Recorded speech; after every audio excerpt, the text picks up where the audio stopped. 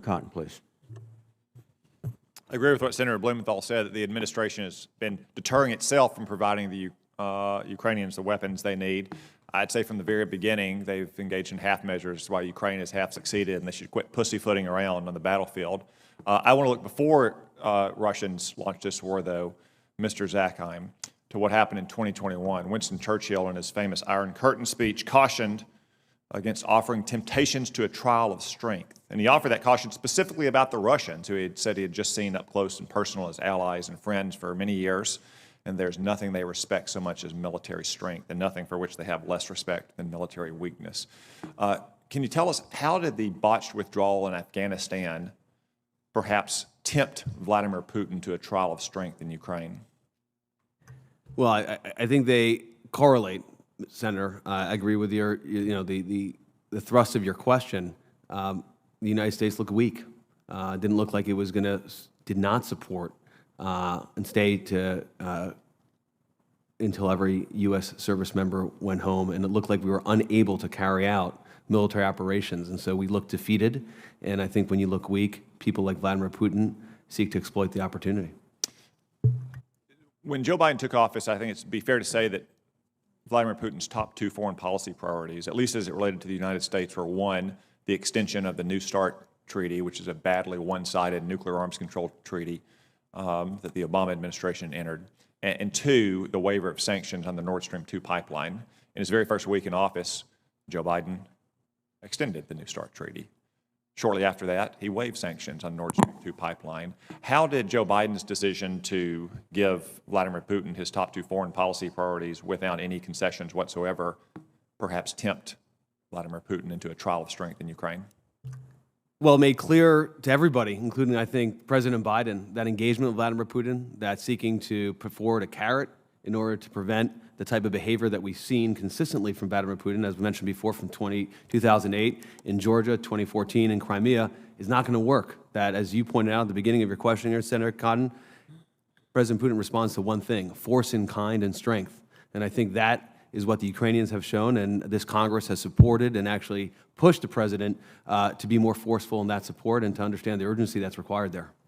Let's look at the provision of weapons to Ukraine. Actually, let's go back to the Obama-Biden era, since in President Obama's era, we provided meals ready to eat and blankets, not ammunition and javelins. And then since then, it's been a constant story of ammunition but not artillery, artillery but not HIMARS, HIMARS but not armor, infantry fighting vehicles but not tanks.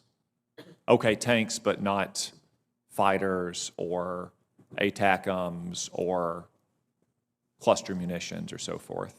I have to assume, given this pattern, we're going to see provision of some of those weapons and platforms sometimes in the future when they're less effective than they would have been if they had been provided months ago or at the beginning of this war. But let's look at one in particular. Since a lot of these things we're talking about, Bradley fighting vehicles, especially Abrams tanks, F-16s, do have long logistic tails and take some training. We've heard a lot today about Russians being dug in trench lines, almost World War I style warfare.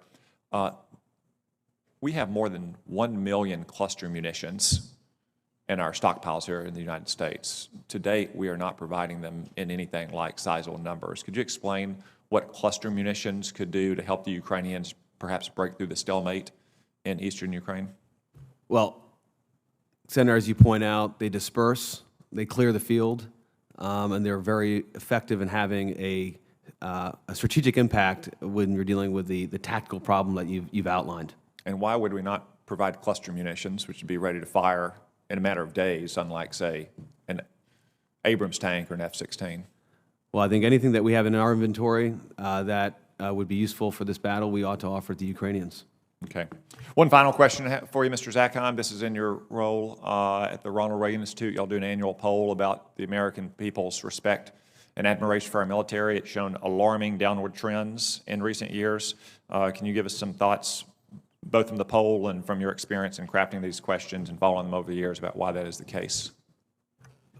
Senator, thank you for that. We do the Reagan National Defense Survey annually, and just 4 years ago, the American people's trust and confidence in the military was over 70%.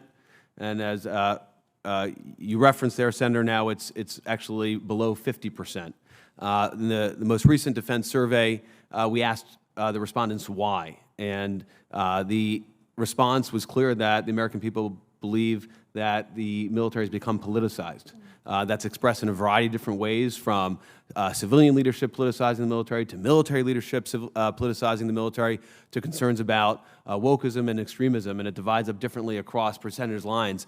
But I think it is not a concern on the American people that the U.S. military is unable to carry out their core mission of protecting this country and being the best military force in the world. It's a concern about politicization penetrating their mission, Senator. Thank you.